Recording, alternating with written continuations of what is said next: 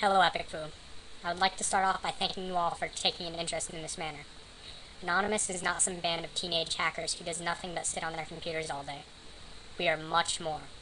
We are a band of brothers connected by like minds through the tubes of the internet. We are from all walks of life. This is why it is easy for us to be confused with hackers. Just because we have them in our ranks does not mean we are all them.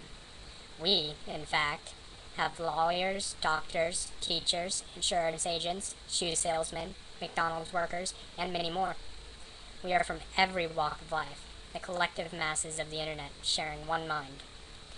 Though we have done some questionable things in the past, it is merely for our own amusement.